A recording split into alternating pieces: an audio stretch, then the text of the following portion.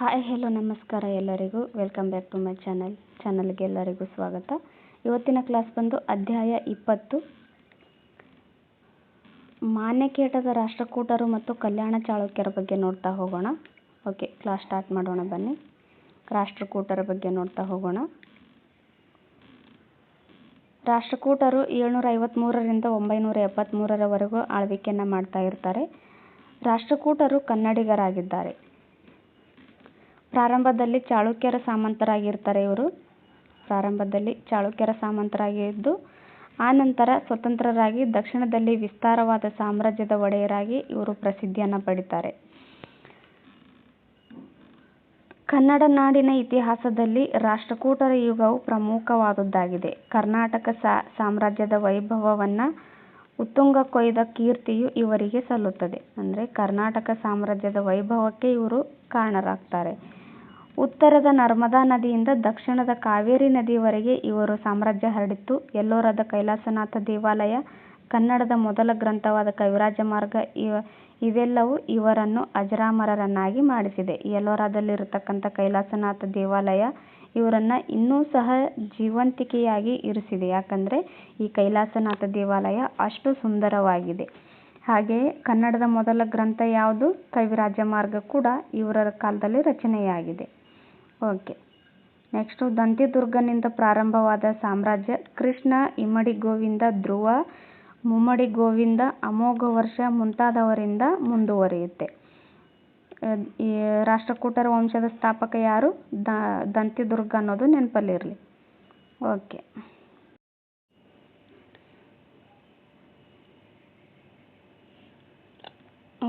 ಉತ್ತುಂಗವನ್ನು ಮುಟ್ಟಿತು. ಅಂದರೆ ರಾಷ್ಟ್ರಕೂಟ ವಂಶವನ್ನು ಇವರೆಲ್ಲರೂ ಆಳ್ವಿಕೆ ಮಾಡ್ತಾರೆ ಅನ್ನೋದು ಇಲ್ಲಿ ಅರ್ಥ ಆಗುತ್ತೆ. ನೋಡಿ, ಕೈಲಾಸನಾಥ ದೇವಾಲಯದಲ್ಲ, ಇದು ಎಲ್ಲೋರದಲ್ಲಿದೆ. ಇದು ಯುನೆಸ್ಕೋ ವಿಶ್ವ ಪಾರಂಪರಿಕ ಪಟ್ಟಿಗೆ ಸೇರ್ಪಡೆಯಾಗಿದೆ. ನೋಡಿ, ನೆನಪಲ್ಲಿಟ್ಕೊಳ್ರಿ, ಯುನೆಸ್ಕೋ ಪಟ್ಟಿಗೆ ಸೇರ್ಪಡೆಯಾಗಿದೆ. ಓಕೆ, ಅಮೋಘ ವರ್ಷನ ಪ್ರಾರಂಭಿಕ ಆಳ್ವಿಕೆಯು ಅನೇಕ ಅಡೆತಡೆಗಳಿಂದ ಕೂಡಿತ್ತು. ಅಂದರೆ ಅಮೋಘ ವರ್ಷ ನೃಪತುಂಗ ಆಳ್ವಿಕೆ ಮಾಡ್ತಾ ಇರ್ತಾನಲ್ಲ, ಆ ಟೈಮಲ್ಲಿ ತುಂಬ ಅಡೆತಡೆಗಳಿಂದ ಕೂಡಿರುತ್ತೆ. ಆದರೆ ಕದನಗಳಲ್ಲಿ ಇಷ್ಟವಿಲ್ಲದೆ ಇವನು ಪ್ರಶಾಂತ ವಾತಾವರಣವನ್ನು ಬಯಸಿರ್ತಾನೆ. ಗಂಗರೊಡನೆ ಹಾಗೂ ಪಲ್ಲವರೊಡನೆ ವಿವಾಹ ಸಂಬಂಧದಿಂದ ವೈಷಮ್ಯವನ್ನು ನಿವಾರಿಸಿದನು. ನೋಡಿ, ಈತನು ಸಹ ಏನು ಮಾಡ್ತಾನೆ? ಗಂಗರೊಡನೆ ಆಮೇಲೆ ಪಲ್ಲವರೊಡನೆ ವಿವಾಹ ಸಂಬಂಧ ಏರ್ಪಡಿಸುವ ಮೂಲಕ ವೈಷಮ್ಯವನ್ನು ನಿವಾರಣೆ ಮಾಡ್ತಾನೆ. ಶಾಂತಿ ಪ್ರಿಯನಾದುದರಿಂದ ಉತ್ತರದ ಕೆಲವು ಪ್ರಾಂತ್ಯಗಳನ್ನು ಈತ ಕಳೆದುಕೊಳ್ತಾನೆ. ನೋಡಿ, ಒಂದು ಸಾಮ್ರಾಜ್ಯದ ಅಧಿಪತಿಯ ಮೇಲೆ ಯುದ್ಧ ಮಾಡೋದು ಅನಿವಾರ್ಯ ಆಗಿರುತ್ತೆ. ಈತ ಶಾಂತಿ ಪ್ರಿಯ ಆಗಿರೋದ್ರಿಂದ ಏನು ಮಾಡ್ತಾನೆ? ಕೆಲವೊಂದಿಷ್ಟು ಪ್ರಾಂತ್ಯಗಳನ್ನು ಕಳೆದುಕೊಳ್ತಾನೆ. ಪಶ್ಚಿಮ ಕರಾವಳಿಯಲ್ಲಿನ ಬಂದರುಗಳು ಮಹಾನ್ ವಾಣಿಜ್ಯ ಕೇಂದ್ರಗಳು ಆಗಿರೋದ್ರಿಂದ ಪರ್ಷಿಯಾ, ಅರೇಬಿಯಾ ದೇಶಗಳೊಂದಿಗೆ ಈತ ವ್ಯಾಪಾರ ಸಂಬಂಧವನ್ನು ಹೊಂದಿ ಅಪಾರ ಐಶ್ವರ್ಯವನ್ನು ಗಳಿಸಿರ್ತಾನೆ. ಓಕೆ, ಯಾವ್ಯಾವ ದೇಶಗಳೊಂದಿಗೆ ಈತ ವ್ಯಾಪಾರ ಸಂಬಂಧ ಹೊಂದಿದ್ದ ಅಂದರೆ ಪರ್ಷಿಯಾ, ಅರೇಬಿಯಾ ದೇಶಗಳೊಂದಿಗೆ ವ್ಯಾಪಾರ ಸಂಬಂಧಗಳನ್ನು ಹೊಂದಿ ಅಪಾರ ಐಶ್ವರ್ಯವನ್ನು ಗಳಿಸ್ತಾನೆ.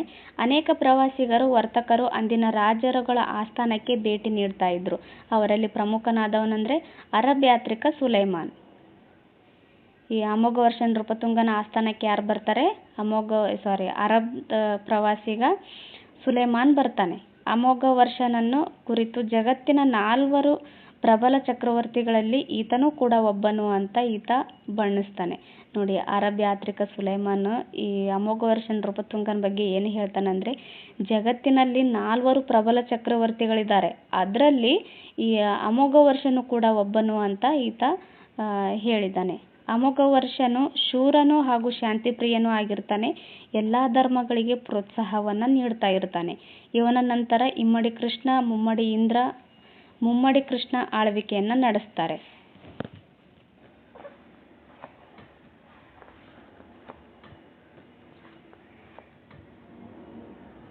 ಎರಡನೇ ಕರ್ಕನ ಕಾಲದಲ್ಲಿನ ಆಡಳಿತ ದುರ್ಬಲತೆಯು ಸಾಮಂತರಾಗಿದ್ದ ಕಲ್ಯಾಣ ಚಾಳುಕ್ಯ ವಂಶದ 2ನೇ ತೈಲಪನ ಉದಯಕ್ಕೆ ದಾರಿಯಾಗಿ ಇದು ರಾಷ್ಟ್ರಕೂಟರ ಆಳ್ವಿಕೆಯನ್ನು ಕೊನೆಗೊಳಿಸಿತು. ನೋಡಿ, ಈ 2ನೇ ಕರ್ಕನ ಆಡಳಿತ ಮಾಡ್ತಾ ಇರ್ತಾನಲ್ಲ, ಆ ಕಾಲದಲ್ಲಿ ಏನಾಗುತ್ತೆ? ಇವ್ರ ಸಾಮ್ರಾಜ್ಯ ದುರ್ಬಲತೆಯತ್ತ ಹೋಗುತ್ತೆ. ಆದ್ದರಿಂದ ಸಾಮಂತರಾಗಿದ್ದ ಕಲ್ಯಾಣ ಚಾಳುಕ್ಯ ವಂಶದ 2ನೇ ತೈಲಪ ಎರಡನೇ ತೈಲಪ ಅಂದರೆ ರಾಷ್ಟ್ರಕೂಟರು ಈ ಒಂದು ನಿಮಿಷ. ರಾಷ್ಟ್ರಕೂಟರ ಸಾಮಂತರಾಗಿರ್ತಾರೆ ಯಾರು? ಕಲ್ಯಾಣಿ ಚಾಳುಕ್ಯರು. ಈ ಕಲ್ಯಾಣಿ ಚಾಳುಕ್ಯದ ವಂಶದ ಎರಡನೇ ತೈಲಪನಿಂದ ಏನಾಗುತ್ತೆ, ಈ ರಾಷ್ಟ್ರಕೂಟರ ಆಳ್ವಿಕೆ ಕೊನೆಗೊಂಡು ಕಲ್ಯಾಣಿ ಚಾಳುಕ್ಯರ ವಂಶ ಪ್ರಾರಂಭವಾಗುತ್ತೆ. ಓಕೆ, ನೆಕ್ಸ್ಟ್ ನೋಡೋಣ. ರಾಷ್ಟ್ರಕೂಟರ ಕೊಡುಗೆಗಳು ಕೊಟ್ಟಿದ್ದಾರೆ. ರಾಷ್ಟ್ರಕೂಟರ ರಾಜ್ಯತ್ವವು ವಂಶ ಪಾರಂಪರ್ಯವಾಗಿತ್ತು. ರಾಷ್ಟ್ರಕೂಟರ ರಾಜ್ಯತ್ವ ವಂಶ ಪಾರಂಪರ್ಯವಾಗಿರುತ್ತೆ. ಅರಸರಿಗೆ ಸಹಾಯ ಮಾಡಲು ಮಂತ್ರಿಮಂಡಲ ಇರುತ್ತೆ. ಮಂತ್ರಿಮಂಡಲದಲ್ಲಿ ವಿದೇಶಿ ವ್ಯವಹಾರ ನೋಡಿಕೊಳ್ಳೋ ಸಲುವಾಗಿ ಮಹಾಸಂಧಿ ವಿಗ್ರಹ ಎಂಬ ವಿದೇಶಾಂಗ ಮಂತ್ರಿ ಕೂಡ ಇಲ್ಲಿರ್ತಾರೆ. ವಿದೇಶಾಂಗ ಮಂತ್ರಿಯನ್ನ ಮಹಾಸಂಧಿ ವಿಗ್ರಹ ಅಂತ ಕರೀತಾರೆ. ಇದು ಇಂಪಾರ್ಟೆಂಟ್ ನೋಡಿ, ನೆನಪಲ್ಲಿ ಇಟ್ಕೊಳ್ರಿ. ಆಡಳಿತದ ಅನುಕೂಲಕ್ಕಾಗಿ ಸಾಮ್ರಾಜ್ಯವನ್ನ ರಾಷ್ಟ್ರ ಅಂದರೆ ಮಂಡಲ, ವಿಷಯ, ನಾಡು, ಗ್ರಾಮಗಳಾಗಿ ವಿಭಜನೆ ಮಾಡ್ತಾರೆ. ನೋಡಿ, ಪ್ರತಿಯೊಂದು ಸಾಮ್ರಾಜ್ಯದಲ್ಲೂ ಈ ಥರ ಆಡಳಿತವನ್ನ ವಿಭಜನೆ ಮಾಡ್ತಾರೆ. ಆಡಳಿತದ ಅನುಕೂಲಕ್ಕಾಗಿ ರಾಜ್ಯವನ್ನ ವಿಭಜನೆ ಮಾಡ್ತಾರೆ. ಸೊ ಇದು ಇಂಪಾರ್ಟೆಂಟ್ ಆಗುತ್ತೆ ನೋಡಿ. ಒಂದು ಕಡೆ ಕಂಪೇರ್ ಮಾಡ್ಕೊಳ್ಳೋ ಸಲುವಾಗಿ ಎಲ್ಲ ಸಾಮ್ರಾಜ್ಯದ ಯಾವ ಥರ ವಿಭಜನೆ ಮಾಡ್ತಾರೆ ಅನ್ನೋದು ಒಂದು ಕಡೆ ನೋಟ್ ಮಾಡಿ ಬರ್ಕೊಂಡ್ರೆ ನಿಮಗೆ ತುಂಬ ಚೆನ್ನಾಗಿ ನೆನಪಲ್ಲಿ ಇರುತ್ತೆ, ಕನ್ಫ್ಯೂಸ್ ಆಗೋದಿಲ್ಲ. ರಾಷ್ಟ್ರಕೂಟರು ಸಹ ಸಾಮ್ರಾಜ್ಯವನ್ನ ರಾಷ್ಟ್ರ ಅಂದರೆ ಮಂಡಲ, ವಿಷಯ, ನಾಡು, ಗ್ರಾಮಗಳಾಗಿ ವಿಭಜನೆ ಮಾಡ್ತಾರೆ ನೋಡಿ. ಓಕೆ, ನೆಕ್ಸ್ಟ್ ನೋಡೋಣ. ಗ್ರಾಮದ ಮುಖ್ಯಸ್ಥನಿಗೆ ಗ್ರಾಮಪತಿ ಅಥವಾ ಪ್ರಭುಗಾವುಂಡ ಅಂತ ಕರಿತಾ ಇದ್ರು. ಗ್ರಾಮದ ಮುಖ್ಯಸ್ಥನಿಗೆ ಗ್ರಾಮಪತಿ ಅಥವಾ ಪ್ರಭುಗಾವುಂಡ ಅಂತ ಕರಿತಾ ಇದ್ರು. ಗ್ರಾಮ ಸೈನ್ಯಕ್ಕೆ ಈತನೇ ಮುಖ್ಯಸ್ಥನಾಗಿರ್ತಾನೆ. ಗ್ರಾಮದಲ್ಲಿ ಏನು ಸೈನ್ಯ ಇರುತ್ತಲ್ಲ, ಆ ಸೈನ್ಯಕ್ಕೆ ಈ ಪ್ರಭುಗಾವುಂಡ ಅಥವಾ ಗ್ರಾಮಪತಿನೇ ಮುಖ್ಯಸ್ಥನಾಗಿರ್ತಾನೆ. ಗ್ರಾಮ ಲೆಕ್ಕಿಗ ಈತನಿಗೆ ಸಹಾಯಕವಾಗಿರ್ತಾನೆ. ಗ್ರಾಮ ಸಭೆಗಳು ನಡೀತಾ ಇರ್ತವೆ. ನಾಡುಗಳಲ್ಲಿ ನಾಡಗಾವುಂಡ ಎಂಬ ಅಧಿಕಾರಿ ಇರ್ತಾನೆ. ಇದೇ ರೀತಿ ವಿಷಯ ಮತ್ತು ರಾಷ್ಟ್ರಗಳ ಮೇಲೂ ಕೂಡ ಅಧಿಕಾರಿಗಳು ಇರ್ತಾರೆ. ವಿಷಯಪತಿ ಮತ್ತು ರಾಷ್ಟ್ರಪತಿ ಜಿಲ್ಲೆ ಅಥವಾ ವಿಷಯಕ್ಕೂ ಹಾಗೂ ರಾಷ್ಟ್ರಕ್ಕೂ ಅಧಿಕಾರಿಗಳಾಗಿರ್ತಾರೆ. ಯಾರು? ವಿಷಯಪತಿ ಅಥವಾ ರಾಷ್ಟ್ರಪತಿ ಜಿಲ್ಲೆ ಅಥವಾ ವಿಷಯಕ್ಕೂ ಹಾಗೂ ರಾಷ್ಟ್ರಕ್ಕೂ ಅಧಿಕಾರಿಗಳಾಗಿರ್ತಾರೆ. ಭೂಕಂದಾಯ, ಸರಕು, ಮನೆ, ಅಂಗಡಿಗಳ ಮೇಲಿನ ಸುಂಕ, ನದಿ ದಾಟಿಸುವಂತಹ ವೃತ್ತಿಗಳ ಮೇಲಿನ ತೆರಿಗೆ ಮೊದಲಾದವು ರಾಜ್ಯದ ಆದಾಯವಾಗಿದ್ದವು. ನೋಡಿ, ತೆರಿಗೆಗಳು ಕೂಡ ತುಂಬ ಇಂಪಾರ್ಟೆಂಟು. ಭೂಕಂದಾಯ, ಸರಕು, ಮನೆ, ಅಂಗಡಿಗಳ ಮೇಲಿನ ಸುಂಕ, ನದಿ ದಾಟಿಸುವಂತಹ ವೃತ್ತಿಗಳ ಮೇಲಿನ ತೆರಿಗೆ ಅಂದ್ರೆ ಈಗೇನು ನದಿ ದಾಟಿಸುವಂತಹ ಅಂಬಿಗರು ಇರ್ತಾರಲ್ಲ, ಅವರು ಸಹ ಅಲ್ಲಿ ತೆರಿಗೆಗಳನ್ನು ಕೊಡಬೇಕಾಗಿತ್ತು ನೋಡಿ. ಇವೆಲ್ಲ ತೆರಿಗೆಗಳು ನೆನಪಲ್ಲಿ ಇಟ್ಕೊಳ್ರಿ. ವಿದೇಶಿ ವ್ಯಾಪಾರದಿಂದ ರಾಜ್ಯಕ್ಕೆ ಅಪಾರ ಸುಂಕ ಬರ್ತಾ ಇತ್ತು.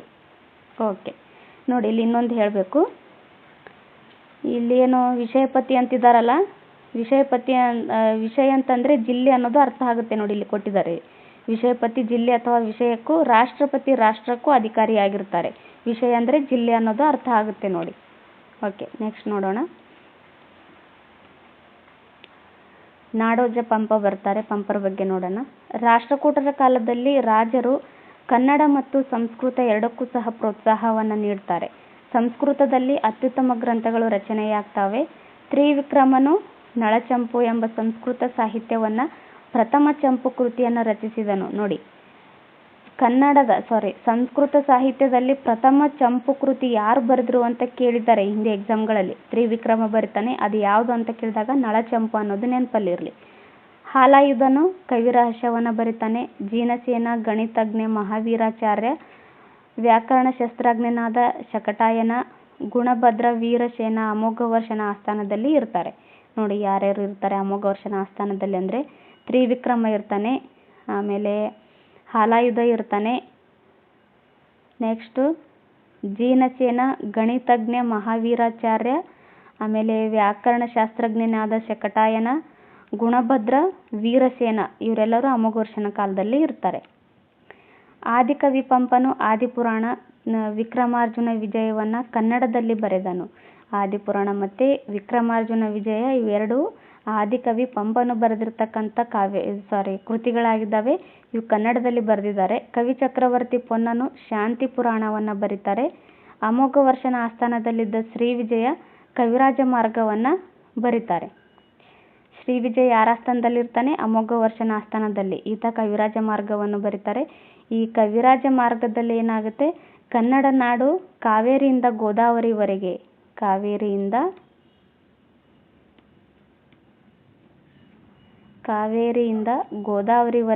ಹಬ್ಬಿದೆ ಅಂತ ಹೇಳ್ತಾರೆ ಇವರು. ಇದು ಕೇಳಿದ್ದಾರೆ ಹಿಂದೆ ಎಕ್ಸಾಮ್ಗಳಲ್ಲಿ, ಸೊ ನೆನಪಲ್ಲಿ ಇಟ್ಕೊಳ್ರಿ. ಕಾವೇರಿಯಿಂದ ಗೋದಾವರಿವರೆಗೆ ಇರುವ ನಾಡೆ ಕನ್ನಡ ನಾಡು ಅಂತ ಇವರು ಬರೆದಿದ್ದಾರೆ ಅದರಲ್ಲಿ. ಇದು ಕನ್ನಡದ ಮೇರು ಕೃತಿಯಾಗಿದೆ. ಇದರಿಂದ ಕನ್ನಡ ಸಾಹಿತ್ಯವು ಪ್ರಾಚೀನ ಕಾಲದಿಂದಲೂ ಬೆಳೆದು ಬಂದಿರುವುದನ್ನು ತಿಳಿದು ಬರುತ್ತೆ. ಓಕೆ, ನೆನಪಲ್ಲಿ ಇಟ್ಕೊಳ್ರಿ. ಇನ್ನೊಂದ್ಸರಿ ಹೇಳ್ತೀನಿ ನೋಡಿ. ಆದಿಪುರಾಣ ವಿಕ್ರಮಾರ್ಜುನ ವಿಜಯ ಯಾರು ಬರೀತಾರೆ? ಆದಿಕವಿ ಪಂಪ ಬರೀತಾರೆ. ಪೊನ್ನಯ್ಯ ಕವಿ ಚಕ್ರವರ್ತಿ ಪೊನ್ನನಿಗೆ ಇರ್ತಕ್ಕಂಥ ಬಿರುದಾಗಿದೆ. ಇವರು ಶಾಂತಿ ಪುರಾಣವನ್ನು ಬರೀತಾರೆ. ಇವರು ಅಮೋಘ ವರ್ಷನ ಆಸ್ಥಾನದಲ್ಲಿದ್ದ ಶ್ರೀ ವಿಜಯ ಕವಿರಾಜ ಮಾರ್ಗ ಅನ್ನೋ ಕೃತಿಯನ್ನು ರಚನೆ ಮಾಡ್ತಾರೆ. ಓಕೆ, ನೆಕ್ಸ್ಟ್ ನೋಡೋಣ. ಆದಿಕವಿ ಪಂಪನ ಹೆಸರಿನಲ್ಲಿ ಹಂಪಿ ಕನ್ನಡ ವಿಶ್ವವಿದ್ಯಾಲಯ ನಾಡೋಜ ಎಂಬ ಪ್ರಶಸ್ತಿಯನ್ನು ಕರ್ನಾಟಕದ ಹಿರಿಯ ಸಾಧಕರಿಗೆ ನೀಡುತ್ತಾ ಬಂದಿದೆ. ನಾಡೋಜ ಅನ್ನೋ ಪ್ರಶಸ್ತಿ ಯಾರಿಗೆ ನೀಡ್ತಾರೆ ಅಂತ ಕೇಳಿದಾಗ ಕರ್ನಾಟಕದ ಹಿರಿಯ ಸಾಧಕರಿಗೆ ನೀಡುತ್ತೆ. ಯಾವ ವಿಶ್ವವಿದ್ಯಾಲಯ ಅಂತ ಕೇಳಿದಾಗ ಹಂಪಿ ವಿಶ್ವವಿದ್ಯಾಲಯ ಅನ್ನೋದು ನೆನಪಲ್ಲಿರಲಿ. ಹಂಪಿ ಕನ್ನಡ ವಿಶ್ವವಿದ್ಯಾಲಯ. ರಾಷ್ಟ್ರಕೂಟರ ಕಾಲದಲ್ಲಿ ಇನ್ನೊಂದು ಸಂಪನ್ನವಾದ ಗದ್ಯಕೃತಿ ಅಂದರೆ ಒಡ್ಡಾರಾಧನೆ. ಇದು ಶಿವಕೋಟ್ಯಾಚಾರ್ಯರು ರಚನೆ ಮಾಡ್ತಾರೆ. ಇದು ನೆನಪಲ್ಲಿರಲಿ. ಶಿವಕೋಟ್ಯಾಚಾರ್ಯರು ರಚನೆ ಮಾಡಿರ್ತಕ್ಕಂಥ ಕೃತಿ ಯಾವುದು? ಗದ್ಯಕೃತಿಯಾಗಿರುತ್ತೆ ಇದು ಒಡ್ಡಾರಾಧನೆ. ಇದು ಜೈನ ಧಾರ್ಮಿಕ ಕಥೆಗಳ ಸಂಗ್ರಹವಾಗಿದೆ. ಇಲ್ಲಿ ಕನ್ನಡಕ್ಕೆ ವಿಶೇಷ ಪ್ರಾಧಾನ್ಯ ದೊರಕಿದೆ ನೋಡಿ. ಸನ್ನಿವೇಶ ರಚನೆ, ಪಾತ್ರ ಸೃಷ್ಟಿ, ಸಂವಾದಗಳಲ್ಲಿ ಸಹಜತೆ ಇದೆ. ಇದು ಪಂಪ ಪೂರ್ವ ಯುಗದ ಶ್ರೇಷ್ಠ ಗದ್ಯ ಗ್ರಂಥವಾಗಿದ್ದು ಇಡೀ ಕನ್ನಡ ಸಾಹಿತ್ಯ ಚರಿತ್ರೆಯಲ್ಲಿ ಚಿರಂತನವಾಗಿ ನಿಲ್ಲತಕ್ಕ ಕೃತಿಯಾಗಿದೆ ನೋಡಿ.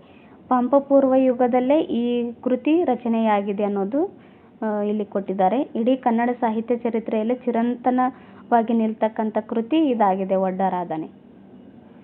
ಓಕೆ, ನೆಕ್ಸ್ಟ್ ನೋಡೋಣ. ಮಠಗಳು, ಅಗ್ರಹಾರಗಳು ಅಂದಿನ ಪ್ರಮುಖ ಶೈಕ್ಷಣಿಕ ಕೇಂದ್ರಗಳಾಗಿದ್ದವು.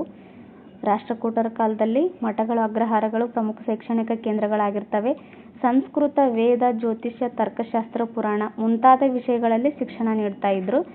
ವಿಜಯಪುರ ಜಿಲ್ಲೆಯ ಇಂಡಿ ತಾಲೂಕಿನ ಸಾಲೋಟಗಿ ಪ್ರಮುಖ ವಿದ್ಯಾಕೇಂದ್ರಗಳಲ್ಲೊಂದಾಗಿತ್ತು. ಇದು ಇಂಪಾರ್ಟೆಂಟ್. ಸಾಲೋಟಗಿ ಇದೇನು ಪ್ರಮುಖ ವಿದ್ಯಾಕೇಂದ್ರಗಳಲ್ಲಿ ಒಂದಾಗಿತ್ತು. ಇದು ವಿಜಯಪುರ ಜಿಲ್ಲೆಯ ಇಂಡಿ ತಾಲೂಕಿನಲ್ಲಿ ಬರುತ್ತೆ.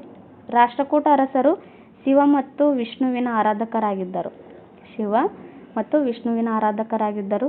ಜೈನ ಧರ್ಮಾಶ್ರಯ ಪಡೆದ ಪ್ರಬಲ ಧರ್ಮವಾಗಿತ್ತು. ಈ ಜೈನ ಧರ್ಮ ರಾಜಾಶ್ರಯ ಪಡೆದ ಪ್ರಬಲ ಧರ್ಮವಾಗಿತ್ತು. ಆದರೂ ಎಲ್ಲ ಧರ್ಮಗಳಿಗೂ ಪ್ರೋತ್ಸಾಹವನ್ನು ಇವರು ನೀಡ್ತಾ ಇದ್ರು. ಅನೇಕ ಶಿವ ವಿಷ್ಣುವಿನ ದೇವಾಲಯಗಳನ್ನು ಇವರು ನಿರ್ಮಿಸಿದ್ದಾರೆ ನೋಡಿ. ಶಿವ ಮತ್ತು ವಿಷ್ಣುವಿನ ಆರಾಧಕರಾಗಿದ್ದಾರೆ ಅಂದಮೇಲೆ ಅಲ್ಲಿ ಕಾಮನ್ಲಿ ಆ ದೇವಾಲಯಗಳೇ ಹೆಚ್ಚಾಗಿ ನಿರ್ಮಾಣ ಮಾಡಿರ್ತಾರೆ ಇವರು. ಓಕೆ, ನೆಕ್ಸ್ಟ್ ನೋಡೋಣ. ಇಲ್ಲಿದೆ ನೋಡಿ ಕೈಲಾಸನಾಥ ದೇವಾಲಯ ಎಲ್ಲೋರದಲ್ಲಿದೆ. ಇದು ಯುನೆಸ್ಕೋ ಪಟ್ಟಿಗೆ ಸೇರ್ಪಡೆಯಾಗಿದೆ ನೋಡಿ, ನೆನಪಲ್ಲಿ ಇಟ್ಕೊಳ್ರಿ. ಯುನೆಸ್ಕೋ. ಓಕೆ,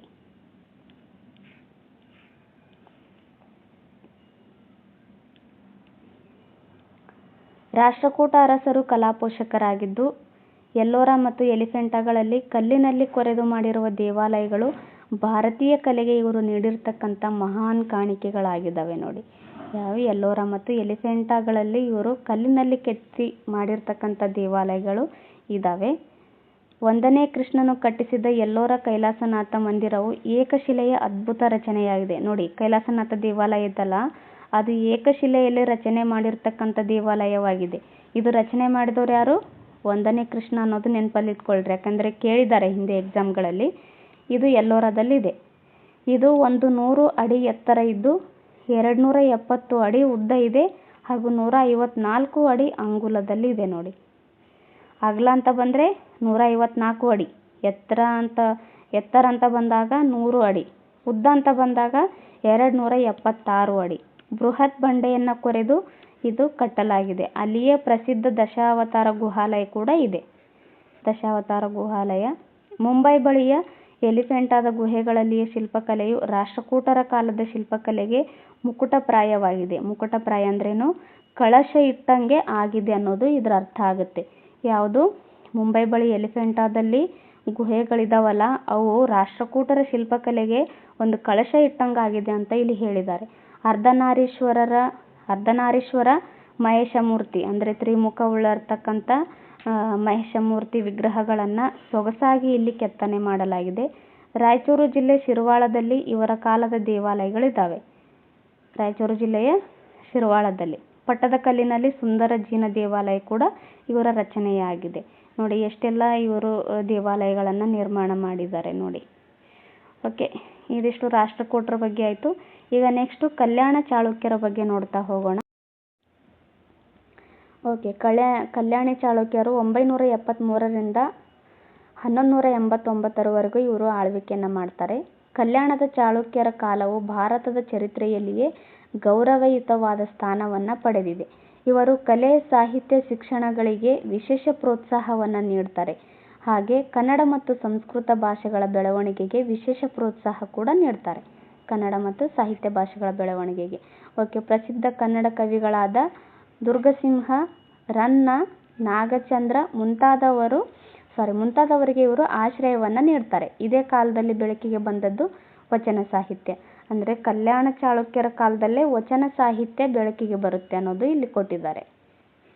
ಓಕೆ, ನೆಕ್ಸ್ಟು ರಾಷ್ಟ್ರಕೂಟರ ಸಾಮಂತನಾಗಿದ್ದ 2ನೇ ತೈಲಪನು ರಾಷ್ಟ್ರಕೂಟ ರಾಜ 2ನೇ ಕರ್ಕನನ್ನು ಪರಾಭವಗೊಳಿಸಿ ಮಾನ್ಯಕೇಟವನ್ನು ವಶಪಡಿಸಿಕೊಂಡು ಕಲ್ಯಾಣ ಚಾಳುಕ್ಯ ಸಾಮ್ರಾಜ್ಯವನ್ನು ಸ್ಥಾಪಿಸಿದ.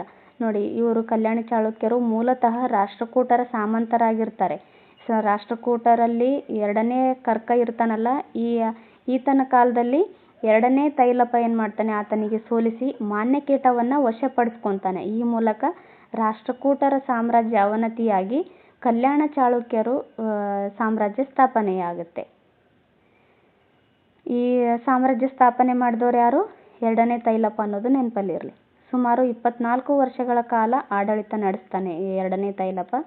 ಈ ವಂಶದ ಪ್ರಮುಖ ಅರಸರಲ್ಲಿ 1ನೇ ಸೋಮೇಶ್ವರ ಪ್ರಮುಖನಾಗಿರ್ತಾನೆ. 1ನೇ ಸೋಮೇಶ್ವರ ಕಲ್ಯಾಣವೆಂಬ ಹೊಸ ನಗರವನ್ನು ಕಟ್ಟಿಸಿ ರಾಜಧಾನಿಯನ್ನಾಗಿ ಮಾಡ್ಕೊತಾನೆ. ಓಕೆ,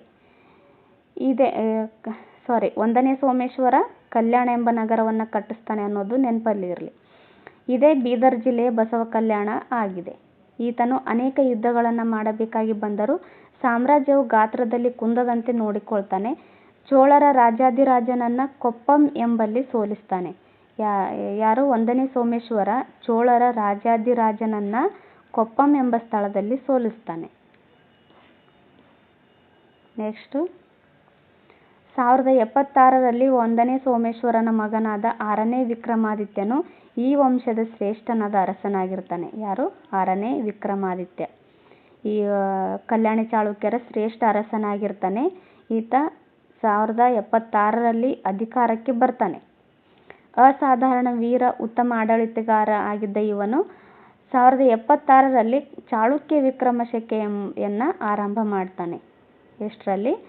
1076ರಲ್ಲಿ ಚಾಳುಕ್ಯ ವಿಕ್ರಮ ಶಕೆಯನ್ನು ಈತ ಆರಂಭ ಮಾಡ್ತಾನೆ. ಯಾರು ಅಂತ ಕೇಳಿದಾಗ 6ನೇ ವಿಕ್ರಮಾದಿತ್ಯ ಅನ್ನೋದು ನೆನಪಲ್ಲಿರಲಿ. ಇವನು ಹೊಯ್ಸಳರ ವಿಷ್ಣುವರ್ಧನನ ಬಂಡಾಯವನ್ನು ಅಡಗಿಸ್ತಾನೆ. ಹಾಗೆ ಶ್ರೀಲಂಕೆಯ ಅರಸನಾದ ವಿಜಯಬಾಹುವಿನೊಂದಿಗೆ ಸಂಪರ್ಕ ಕೂಡ ಹೊಂದಿದ್ದನು. ಇವನ ಕಾಲದಲ್ಲಿದ್ದ ವಿಜ್ಞಾನೇಶ್ವರನು ಮಿತಾಕ್ಷರದ ಕರ್ತೃ ಈತ. ವಿಜ್ಞಾನೇಶ್ವರನ ಮಿತಾಕ್ಷರ ಸಂಹಿತೆ ಅನ್ನೋದು ನೆನಪಲ್ಲಿರಲಿ. ಇವನ ಕಾಲದಲ್ಲಿ ವಿಜ್ಞಾನೇಶ್ವರನು ಕ್ಷಿತತಲದಲ್ಲಿ ಕಲ್ಯಾಣದಂಥ ನಗರ ಹಿಂದಿರಲಿಲ್ಲ, ಮುಂದಿರಲಾರದು. ಕ್ಷಿತಿತಲದಲ್ಲಿ ಇದೇನು ಕಲ್ಯಾಣದಂಥ ನಗರ ಹಿಂದೆ ಇರಲಿಲ್ಲ, ಮುಂದೆನೂ ಕೂಡ ಇರೋದಿಲ್ಲ ಅಂತ ಈ ವಿಜ್ಞಾನೇಶ್ವರ ಹೇಳಿದ್ದಾನೆ. ವಿಕ್ರಮಾದಿತ್ಯನಂಥ ದೊರೆಯನ್ನು ಕಂಡಿಲ್ಲ, ಕೇಳಿಲ್ಲ ಎಂದು ಸಹ ಈತ ಹೇಳ್ತಾನೆ ನೋಡಿ. 6ನೇ ವಿಕ್ರಮಾದಿತ್ಯ ಹಾಗೂ 3ನೇ ಸೋಮೇಶ್ವರನ ನಂತರ ಬಂದ ರಾಜರುಗಳ ಕಾಲದಲ್ಲಿ, ಅದರಲ್ಲೂ 4ನೇ ಸೋಮೇಶ್ವರನ ಕಾಲದಲ್ಲಿ ರಾಜ್ಯವು ಕ್ಷೀಣಿಸಿ ಕಲಚೂರಿ ಬಿಜ್ಜಳನು ಕಲ್ಯಾಣವನ್ನು ಆಕ್ರಮಿಸಿ ಸ್ವತಂತ್ರವಾಗಿ ಆಳತೊಡಗಿದನು. ಈ 6ನೇ ವಿಕ್ರಮಾದಿತ್ಯ ಪ್ರಸಿದ್ಧ ಅರಸ ಆಗಿರ್ತಾನೆ. ಹಾಗೆಯೇ 3ನೇ ಸೋಮೇಶ್ವರ ಕೂಡ ತುಂಬ ವೀರನಾಗಿರ್ತಾನೆ. ಇವ್ರ ನಂತರ 4ನೇ ಸೋಮೇಶ್ವರ ಬರ್ತಾನಲ್ಲ, ಈತನ ಕಾಲದಲ್ಲಿ ಏನಾಗುತ್ತೆ, ರಾಜ್ಯ ಕ್ಷೀಣಿಸುತ್ತೆ, ಅಂದರೆ ಪತನದತ್ತ ಹೋಗುತ್ತೆ. ಈ ಕಲಚೂರಿ ಬಿಜ್ಜಳ ಏನು ಮಾಡ್ತಾನೆ, ಈತನ ಮೇಲೆ ಆಕ್ರಮಣವನ್ನು ಮಾಡಿ ಕಲ್ಯಾಣವನ್ನು ಆಕ್ರಮಿಸಿ ಸ್ವತಂತ್ರವಾಗಿ ಆಳ್ವಿಕೆಯನ್ನು ಮಾಡತೊಡಗ್ತಾನೆ. ಇದೇ ಕಾಲದಲ್ಲಿ ಬೆಳಕಿಗೆ ಬಂದವರು ಸಾಮಾಜಿಕ ಧಾರ್ಮಿಕ ಕ್ರಾಂತಿಯನ್ನುಂಟು ಮಾಡಿದ ಶ್ರೀ ಜಗಜ್ಯೋತಿ ಬಸವೇಶ್ವರರು ಬರ್ತಾರೆ. ಈ ಕ್ರಾಂತಿಯಿಂದಾಗಿ ಬಸವಾದಿ ಶರಣರ ಮೌಲ್ಯಗಳು ಜನಸಾಮಾನ್ಯರಿಗೆ ತಲುಪುವಂತಾಯಿತು.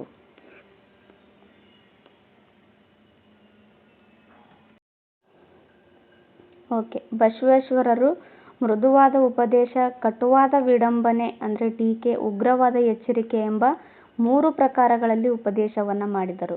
3 ಪ್ರಕಾರಗಳಲ್ಲಿ ಉಪದೇಶವನ್ನು ಮಾಡ್ತಾರೆ. ಯಾವುದು? ಮೃದುವಾದ ಉಪದೇಶ, ಕಟುವಾದ ವಿಡಂಬನೆ ಅಂದರೆ ಟೀಕೆ, ಉಗ್ರವಾದ ಎಚ್ಚರಿಕೆ ಎಂಬ 3 ಪ್ರಕಾರಗಳಲ್ಲಿ ಉಪದೇಶವನ್ನು ಮಾಡ್ತಾರೆ.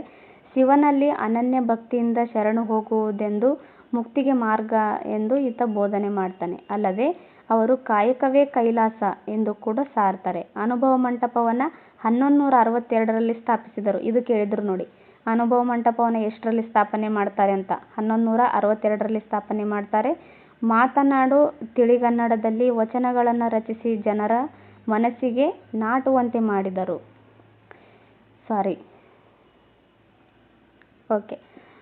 ಮಾತನಾಡುವ ತಿಳಿಗನ್ನಡದಲ್ಲಿ ಇವ್ರು ಏನು ಮಾಡ್ತಾರೆ, ವಚನಗಳನ್ನು ರಚನೆ ಮಾಡ್ತಾರೆ. ವಚನಗಳನ್ನು ರಚಿಸಿ ಜನರ ಮನಸ್ಸಿಗೆ ನಾಟುವಂತೆ ಇವರು ವಚನಗಳನ್ನು ರಚಿಸ್ತಾರೆ. ಸಾಮಾಜಿಕ ಸಾಂಸ್ಕೃತಿಕ ಒಳಗೊಳ್ಳುವಿಕೆ ಇವರ ಅನನ್ಯ ಕೊಡುಗೆಗಳನ್ನು ಗೌರವಿಸಿ ಕರ್ನಾಟಕ ಸರ್ಕಾರವು ಫೆಬ್ರವರಿ 13, 2024ರಂದು ಇವನಿಗೆ ವಿಶ್ವಗುರು ಬಸವಣ್ಣ ಅಂತೇಳಿ ಅವರ ಭಾವಚಿತ್ರವನ್ನು ವಿಧಾನಸೌಧದಲ್ಲಿ ಅನಾವರಣ ಮಾಡುವ ಮೂಲಕ ಇವರನ್ನು ಕರ್ನಾಟಕದ ಸಾಂಸ್ಕೃತಿಕ ನಾಯಕ ಎಂದು ಘೋಷಿಸಿದರು. ನೋಡಿ, ಬಸವಣ್ಣನವರಿಗೆ ಕರ್ನಾಟಕದ ಸಾಂಸ್ಕೃತಿಕ ನಾಯಕ ಅಂತೇಳಿ ಕರ್ನಾಟಕ ಸರ್ಕಾರ ಯಾವಾಗ ಘೋಷಿಸಿತು ಅಂತ ಕೇಳಿದಾಗ ಫೆಬ್ರವರಿ 13, 2024ರಂದು ಘೋಷಿಸುತ್ತೆ. ಹಾಗೆ ವಿಶ್ವಗುರು ಬಸವಣ್ಣ ಅವರ ಭಾವಚಿತ್ರವನ್ನು ವಿಧಾನಸೌಧದಲ್ಲಿ ಅನಾವರಣ ಮಾಡುವ ಮೂಲಕ ಇವರನ್ನು ಕರ್ನಾಟಕ ಸಾಂಸ್ಕೃತಿಕ ನಾಯಕ ಅಂತೇಳಿ ಘೋಷಿಸುತ್ತೆ. ನೆಕ್ಸ್ಟ್ ಕಲ್ಯಾಣ ಚಾಳುಕ್ಯರ ಕೊಡುಗೆಗಳನ್ನು ನೋಡ್ತಾ ಹೋಗೋಣ. ಕಲ್ಯಾಣದ ಚಾಳುಕ್ಯರು ಬಾದಾಮಿಯ ಚಾಳುಕ್ಯರಂತೆಯೇ ವಿಶೇಷ ಕೊಡುಗೆಗಳನ್ನು ನೀಡಿದ್ದಾರೆ. ರಾಜ್ಯತ್ವವು ವಂಶಪಾರಂಪರ್ಯವಾಗಿತ್ತು. ರಾಜ್ಯವನ್ನು ಪ್ರಾಂತ್ಯಗಳಂದ್ರೆ ಮಂಡಲ ಮತ್ತು ಕಿರು ಪ್ರಾಂತ್ಯಗಳನ್ನಾಗಿ ನಾಡುಗಳನ್ನಾಗಿ ವಿಂಗಡಿಸಲಾಗಿತ್ತು. ಅಲ್ಲದೆ ಕಂಪಣಗಳು, ಈಗಿನ ಹೋಬಳಿ ಅಂತ ಕರಿತೀವಲ್ಲ, ಅವುಗಳನ್ನು ಕಂಪಣಗಳು ಅಂತ ಕರಿತಾ ಇದ್ರು. ಇದಲ್ಲದೆ ಕಂಪಣಗಳು ಇದ್ದು ಗ್ರಾಮಗಳ ಆಡಳಿತಕ್ಕೆ ಸಹಾಯಕವಾಗಿದ್ದವು. ಭೂಕಂದಾಯವು ರಾಜ್ಯದ ಮೂಲಾದಾಯವಾಗಿತ್ತು. ಆದಾಯದ ಇತರೆ ಮೂಲಗಳಲ್ಲಿ ಮಾರಾಟ ತೆರಿಗೆ, ಭೂಕಂದಾಯ ಅಷ್ಟೇ ಅಲ್ಲ, ಮಾರಾಟ ತೆರಿಗೆ, ಸುಂಕ, ವೃತ್ತಿ ತೆರಿಗೆ ಕೂಡ ಸೇರಿದು. ಭೂಕಂದಾಯದ ವ್ಯವಸ್ಥೆಗಾಗಿಯೇ ಕಡಿತ ವೇರ್ಗಡೆ ಎಂಬ ಅಧಿಕಾರಿಯನ್ನು ನೇಮಿಸಲಾಗಿತ್ತು. ಇದು ಇಂಪಾರ್ಟೆಂಟ್ ನೋಡಿ. ಕಲ್ಯಾಣಿ ಚಾಳುಕ್ಯರಲ್ಲಿ ಕಡಿತ ವೇರ್ಗಡೆ ಅನ್ನೋ ಅಧಿಕಾರಿ ಯಾವ ಕೆಲಸ ಮಾಡ್ತಾ ಇದ್ದ ಅಂತಲೂ ಕೇಳಬಹುದು. ಇಲ್ಲ ಕಡಿತ ವೇರ್ಗಡೆ ಅನ್ನೋ ಅಧಿಕಾರಿ ಯಾವ ಕೆಲಸಕ್ಕೆ ಮೀಸಲಾಗಿದ್ದ ಅಂತ ಕೇಳಬಹುದು. ಇಲ್ಲ ಕಡಿತ ವೇರ್ಗಡೆ ಅನ್ನೋ ಅಧಿಕಾರಿ ಯಾವ ಸಾಮ್ರಾಜ್ಯದಲ್ಲಿದ್ದ ಅಂತಲೂ ಕೇಳಬಹುದು. ಸೊ ಇಂಪಾರ್ಟೆಂಟ್ ನೋಡಿ ಇದು. ಕಡಿತ ವೇರ್ಗಡೆ ಎಂಬ ಅಧಿಕಾರಿಯನ್ನು ಈ ಭೂಕಂದಾಯ ವ್ಯವಸ್ಥೆ ನೋಡ್ಕೊಳ್ಳೋದಕ್ಕಾಗಿ ನೇಮಕ ಮಾಡಲಾಗಿತ್ತು. ಈತ ಕಲ್ಯಾಣ ಚಾಳುಕ್ಯರಲ್ಲಿ ಇರ್ತಕ್ಕಂಥ ಅಧಿಕಾರಿಯಾಗಿದ್ದಾನೆ. ವ್ಯಾಪಾರದಲ್ಲಿ ಹಾಗೂ ವ್ಯವಹಾರದಲ್ಲಿ ವಿವಿಧ ಶ್ರೇಣಿಗಳು ಕೂಡ ಇಲ್ಲಿದ್ದವು. ನೆಕ್ಸ್ಟ್, ಚಾಳುಕ್ಯರ ಕಾಲದಲ್ಲಿ ಸಾಹಿತ್ಯಕ್ಕೆ ಪ್ರೋತ್ಸಾಹ ದೊರಕುತ್ತೆ. ಜೈನ ವಿದ್ವಾಂಸರ ನೆರವಿನಿಂದ ಕನ್ನಡ ಸಾಹಿತ್ಯವು ಅಭಿವೃದ್ಧಿ ಹೊಂದಿತ್ತು. ರನ್ನನು ಬರೆದ ಗದಾಯುದ್ಧ ಅಂದರೆ ಸಾಹಸ ಭೀಮ ವಿಜಯ ಅಂತಲೂ ಕರೀತಾರೆ. ಸಾಹಸ ಭೀಮ ವಿಜಯ ಅಥವಾ ಗದಾಯುದ್ಧ ಬರೆದವರು ಯಾರು ಅಂತ ಕೇಳಿದಾಗ ರನ್ನ ಅನ್ನೋದು ನೆನಪಲ್ಲಿರಲಿ. ದುರ್ಗಸಿಂಹ ಒಂದು ಪಂಚತಂತ್ರ ಅನ್ನೋ ಒಂದು ಕೃತಿಯನ್ನು ಬರೀತಾರೆ. ಬಿಲ್ಲಣ್ಣನ ವಿಕ್ರಮಾಂಕ ದೇವಚರಿತ, ಆಮೇಲೆ ನಯಸೇನನ ಧರ್ಮಾಮೃತ ಹಾಗೂ ವಿಜ್ಞಾನೇಶ್ವರನು ಬರೆದ ಕಾನೂನು ಗ್ರಂಥವಾದ ಮಿತಾಕ್ಷರ ಇವು ಮುಖ್ಯವಾದ ಗ್ರಂಥಗಳಾಗಿದ್ದಾವೆ. ರಾಜ 3ನೇ ಸೋಮೇಶ್ವರನು ಕೂಡ ಸ್ವತಃ ಸಾಹಿತಿಯಾಗಿದ್ದು ಈತ ಮನಸೋಲ್ಲಾಸ ಎಂಬ ಸಂಸ್ಕೃತ ವಿಶ್ವಕೋಶವನ್ನು ರಚಿಸ್ತಾರೆ. ಚಾಳುಕ್ಯರ ಕಾಲದ ವಿಶಿಷ್ಟ ಕೊಡುಗೆ ಅಂದರೆ ವಚನ ಸಾಹಿತ್ಯ ಆಗಿದೆ. ಬಸವಣ್ಣ, ಅಕ್ಕಮಹಾದೇವಿ, ಅಲ್ಲಮ ಪ್ರಭು, ಮಾಚಯ್ಯ ಮುಂತಾದವರು ಗಣ್ಯ ವಚನಕಾರರು ಆಗಿದ್ದಾರೆ. ನೋಡಿ, ಈ ಕೃತಿಗಳು ಇನ್ನೊಂದು ಸರಿ ಹೇಳ್ತೀನಿ, ನೆನಪಲ್ಲಿ ಇಟ್ಕೊಳ್ರಿ. ರನ್ನ ಗದಾಯುದ್ಧ ಅಥವಾ ಸಾಹಸ ಭೀಮ ವಿಜಯ ಬರೀತಾನೆ. ದುರ್ಗಸಿಂಹ ಪಂಚತಂತ್ರ ಅನ್ನೋ ಕೃತಿಯನ್ನು ಬರೀತಾರೆ. ಈ ಬಿಲ್ಲಣ ವಿಕ್ರಮಾಂಕ ದೇವಚರಿತ ಬರೀತಾರೆ. ನೋಡಿ, ಕಲ್ಲಣ ರಾಜತರಂಗಿಣಿ ಬರೀತಾರೆ, ನೆನಪಲ್ಲಿ ಇಟ್ಕೊಳ್ರಿ. ಕಲ್ಲಣ ರಾಜತರಂಗಿಣಿ.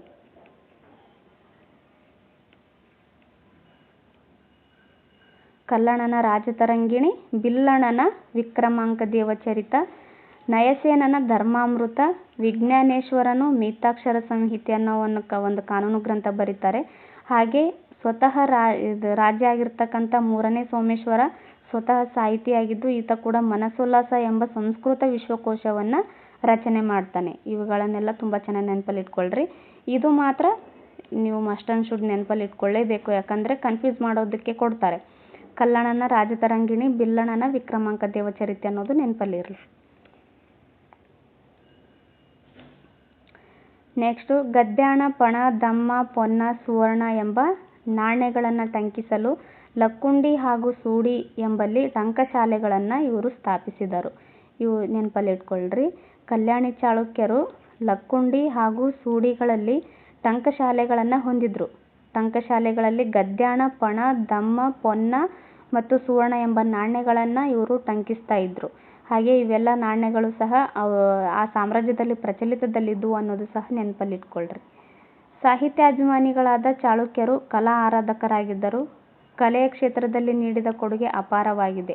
ಲಕ್ಕುಂಡಿಯ ಕಾಶಿ ವಿಶ್ವೇಶ್ವರ, ಇಟಗಿಯ ಮಹಾದೇವ ದೇವಾಲಯ, ಕುರುವತ್ತಿಯ ಮಲ್ಲಿಕಾರ್ಜುನ ಮಂದಿರ, ಗದಗಿನ ತ್ರಿಕೋಟೇಶ್ವರ ಮುಂತಾದ ಪ್ರಸಿದ್ಧ ದೇವಾಲಯಗಳು ಇವರ ಕೊಡುಗೆಯಾಗಿದೆ.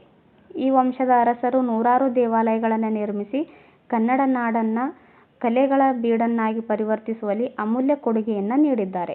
ನೋಡಿ, ಇಲ್ಲಿ ಇನ್ನೊಂದು ಹೇಳಬೇಕು ನಿಮಗೆ. ನೋಡಿ, ಈ ಇಟಗಿಯ ಮಹಾದೇವ ದೇವಾಲಯ ಐತಲ್ಲ, ಒಂದು ನಿಮಿಷ. ಇಟಗಿಯ ಮಹಾದೇವ ದೇವಾಲಯ ಐತಲ್ಲ, ಇದಕ್ಕೆ ದೇವಾಲಯಗಳ ಚಕ್ರವರ್ತಿ ಅಂತ ಕರೀತಾರೆ. ನೋಡಿ, ನೆನಪಲ್ಲಿ ಇಟ್ಕೊಳ್ರಿ. ದೇವಾಲಯಗಳ ಚಕ್ರವರ್ತಿ ಅಂತೇಳಿ ಇಟಗಿಯ ಮಹಾದೇವ ದೇವಾಲಯಕ್ಕೆ ಕರೀತಾರೆ. ಇದು ಕಲ್ಯಾಣಿ ಚಾಳುಕ್ಯರ ಒಂದು ಕೊಡುಗೆಯಾಗಿದೆ. ಇವರ ಕಾಲದಲ್ಲಿ ಸಂಗೀತ ನೃತ್ಯಗಳು ಅಭಿವೃದ್ಧಿಗೊಳ್ತವೆ. ಸಂಗೀತ ನೃತ್ಯ ಸೇವೆಗೆ ಕಲಾವಿದರನ್ನು ನೇಮಿಸ್ತಾ ಇದ್ರು. ಮಹಾರಾಣಿ ಚಂದ್ರಕಲೆಯು ಅನೇಕ ಸಂಗೀತ ವಿದ್ವಾಂಸರಿಗೆ ಮತ್ತು ನೃತ್ಯಗಾರ್ತಿಯರಿಗೆ ಆಶ್ರಯವನ್ನು ನೀಡಿದ್ದಳು. ಮಹಾರಾಣಿ ಚಂದ್ರಕಲೆಯು ಅನೇಕ ಸಂಗೀತಗಾರರಿಗೆ, ಈ ನೃತ್ಯಗಾರ್ತಿಯರಿಗೆ ಆಶ್ರಯವನ್ನು ನೀಡ್ತಾರೆ. ಸಂಗೀತ, ನೃತ್ಯ, ಕಲೆ, ಆಭರಣ ಮುಂತಾದ ವಿಷಯಗಳು ಮನಸೋಲ್ಲಾಸ ಹಾಗೂ ಎರಡನೇ ಜಗದೇಕ ಮಲ್ಲನ ಸಂಗೀತ ಚೂಡಾಮಣಿ ಗ್ರಂಥಗಳಲ್ಲಿ ವ್ಯಕ್ತವಾಗಿದೆ. ನೋಡಿ, ಮನಸೋಲ್ಲಾಸ ಯಾರು ಬರೀತಾರೆ? ಈ ಮೂರನೇ ಸೋಮೇಶ್ವರ ಬರೀತಾರೆ. ಇಲ್ಲೇ ನೋಡಿದ್ವಲ್ಲ ನಾವು ಮೇಲೆ, ರಾಜ ಮೂರನೇ ಸೋಮೇಶ್ವರ ಮನಸೋಲ್ಲಾಸ ಎಂಬ ಒಂದು ನಿಮಿಷ. ಓಕೆ, ಇಲ್ಲೇ ಇದೆ ನೋಡಿ.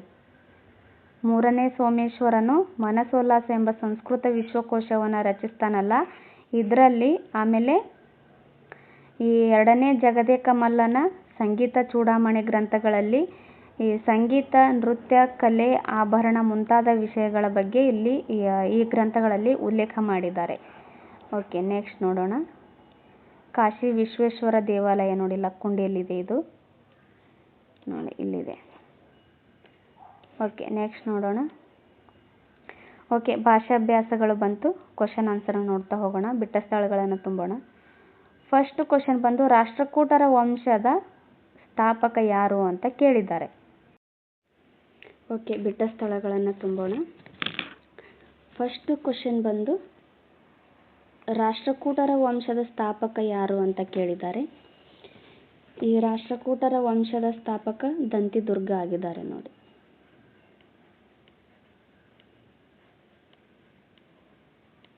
ದಂತಿದುರ್ಗ ಈ ವಂಶವನ್ನು ಸ್ಥಾಪನೆ ಮಾಡ್ತಾರೆ. ರಾಷ್ಟ್ರಕೂಟರ ಅವನತಿಗೆ ಕಾರಣನಾದ ಕಲ್ಯಾಣದ ಚಾಳುಕ್ಯರ ಅರಸ ಯಾರು ಅಂತ ಕೇಳಿದ್ದಾರೆ. ಎರಡನೇ ತೈಲಪ್ಪ. ನೋಡಿ, ಎರಡನೇ ತೈಲಪ್ಪ. ಕವಿರಹಸ್ಯ ಕೃತಿಯನ್ನು ಬರೆದವನು ಹಾಲಾಯುಧ.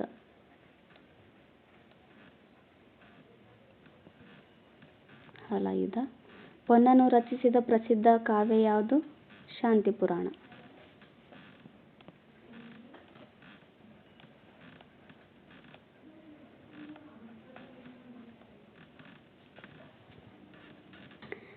ಕಲ್ಯಾಣ ಚಾಳುಕ್ಯರ ಪ್ರಸಿದ್ಧ ದೊರೆ 6ನೇ ವಿಕ್ರಮಾದಿತ್ಯ.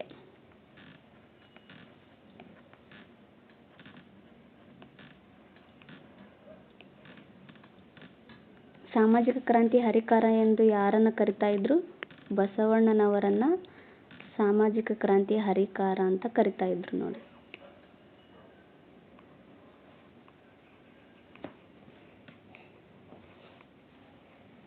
ಓಕೆ, ನೆಕ್ಸ್ಟ್ ನೋಡೋಣ. ಓಕೆ, ಇದಿಷ್ಟು ಇವತ್ತಿನ ಕ್ಲಾಸ್ ಆಗಿತ್ತು. ಯಾರೆಲ್ಲ ಇನ್ನೂ ನನ್ನ ಚಾನೆಲ್ನ ಸಬ್ಸ್ಕ್ರೈಬ್ ಮಾಡ್ಕೊಂಡಿಲ್ವೋ ದಯವಿಟ್ಟು ನನ್ನ ಚಾನಲನ್ನು ಸಬ್ಸ್ಕ್ರೈಬ್ ಮಾಡ್ಕೊಳ್ಳಿ ಹಾಗೂ ಪ್ರೀವಿಯಸ್ ವಿಡಿಯೋಗಳನ್ನು ನೋಡಿ. ಈ ಕ್ಲಾಸ್ ನಿಮಗೆ ಇಷ್ಟ ಆದರೆ ಒಂದು ಲೈಕ್ ಮಾಡಿ, ಕಮೆಂಟ್ ಮಾಡಿ ಮತ್ತು ನಿಮ್ಮ ಫ್ರೆಂಡ್ಸ್ಗಳ ಜೊತೆನೂ ಈ ವಿಡಿಯೋನ ಶೇರ್ ಮಾಡ್ಕೊಳ್ಳಿ. ಓಕೆ, ಇಷ್ಟೊತ್ತು ಈ ಕ್ಲಾಸ್ ಕೇಳಿದ್ದಕ್ಕೆ ತಮ್ಮೆಲ್ಲರಿಗೂ ತುಂಬ ಹೃದಯದ ಧನ್ಯವಾದಗಳು. ಸಿಗೋಣ ನೆಕ್ಸ್ಟ್ ಕ್ಲಾಸಲ್ಲಿ. ನೆಕ್ಸ್ಟ್ ಕ್ಲಾಸ್ ಬಂದು ಚೋಳರು ಮತ್ತು ದೋರ ಸಮುದ್ರದ ಹೊಯ್ಸಳರ ಬಗ್ಗೆ ನೋಡ್ತಾ ಹೋಗೋಣ. Okay, thank you.